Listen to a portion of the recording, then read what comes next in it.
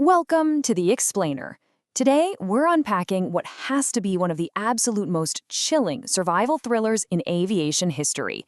I mean, this is a true story that literally defies the known laws of human biology and physics. We're going on a harrowing journey of sheer desperation, extreme emotional stakes, and honestly, an absolute medical miracle. Let's get right into it. Okay, I want you to imagine, just for a second, being trapped in absolute pitch-black darkness. You're 10,000 meters high in the sky, hurtling through the atmosphere, when the temperature around you suddenly and violently plummets to 52 degrees Celsius below zero. You can't see, you could barely breathe, and the sheer force of that cold begins paralyzing your muscles almost instantly. Sounds impossible to survive, right? Well, this perfectly illustrates the lethal reality of a commercial jet's landing gear compartment. It's unpressurized, it's completely unheated, and total oxygen depletion happens in under 2 minutes. This is a space that is utterly incompatible with human life. It's an environment engineered strictly for heavy machinery, definitely not flesh and blood. Chapter 1, A Desperate Choice. Havana, 1969. To understand how 17-year-old Armando Socorros actually ended up in this freezing nightmare, we have to rewind a bit to Havana, Cuba, in mid-1969. Driven by a profound sense of hopelessness and what historical sources describe as absolute economic and political asphyxia, Armando and his friend Jorge Perez Blanco planned the unthinkable. Think about the emotional stakes here. For these two teenage boys, the sheer desperation was so overwhelming that a quote-unquote conscious suicide hidden in the landing gear of a commercial plane literally seemed like a reasonable risk just for a chance at freedom. And look at how utterly, totally unprepared they were to face the brutal physics of a transatlantic Iberia Douglas DC-8 flight to Madrid. We're talking no maps, no special cold weather gear whatsoever, absolutely zero knowledge of aviation physics.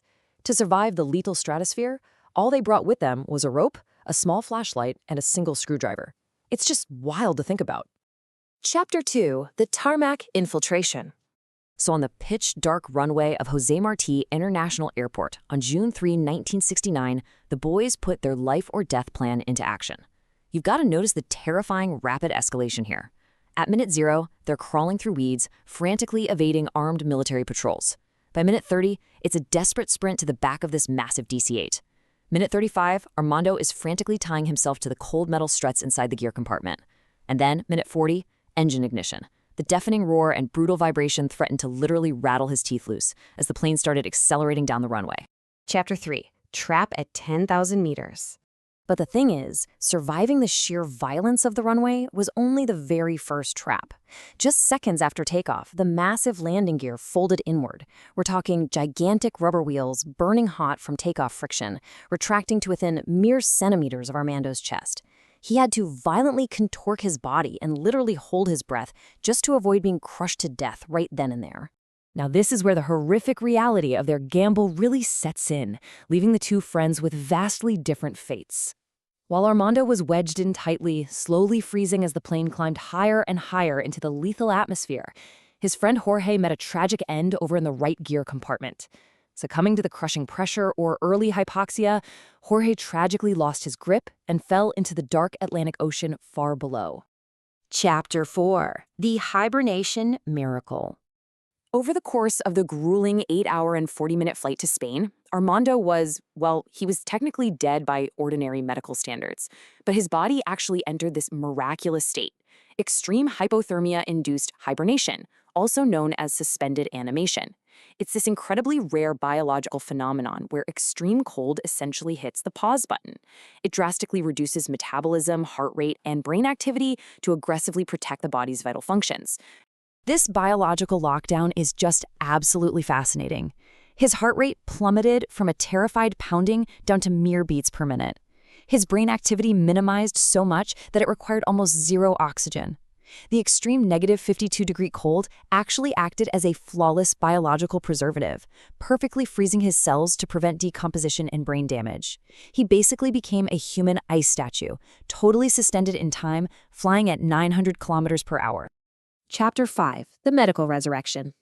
Fast forward to the morning of June 4th at Madrid's Barajas Airport. Runway workers made a truly horrifying discovery. Tucked inside the landing gear, hanging there, was a rigid, blue body completely covered in a thick layer of frost.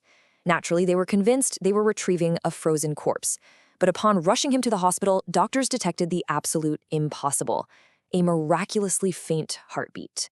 Now, the medical team had to be incredibly precise with their defrosting protocol. Armando was in such a fragile state that if they warmed him up too quickly, the ice crystals that had formed in his blood would literally shred his veins, leading to instant brain death. So, step 1, they carefully wrapped the patient in special thermal blankets. Step 2, they utilized strictly controlled medical baths. And step 3, they painstakingly raised his body temperature slowly, degree by single degree, over several agonizing hours. And against all odds, you guys, he actually woke up. Despite suffering from severe frostbite on his extremities, experiencing temporary amnesia, and obviously being in a state of deep psychological shock, Armando made a complete recovery. Astonishingly, there was absolutely no severe cognitive damage. His survival made headlines worldwide, permanently etching his name into the history of aerospace medicine. Chapter 6: The Stowaways' Legacy. Armando survived, and he eventually established a new life and freedom in the United States. But as we look at these incredibly bleak statistics from the Federal Aviation Administration, we can really see that his story is a profound exception. A staggering 75% of landing gear stowaways die. They're either crushed, frozen, or dropped into the void. Almost no one survives the extreme, unpressurized transoceanic conditions that Armando faced. So, as we wrap up this explainer, I really want to leave you with this final thought. What are the absolute limits of human biology when pushed by an overwhelming, desperate desire for freedom? Armando's story leaves us pondering the sheer, unstoppable willpower of the human spirit. It vividly shows us the unimaginable, harrowing lengths someone will go to just to escape despair, and how sometimes the human body will perform absolute miracles to keep that spirit alive. Thanks for diving into this with me. Keep questioning, keep learning, and I'll catch you on the next explainer.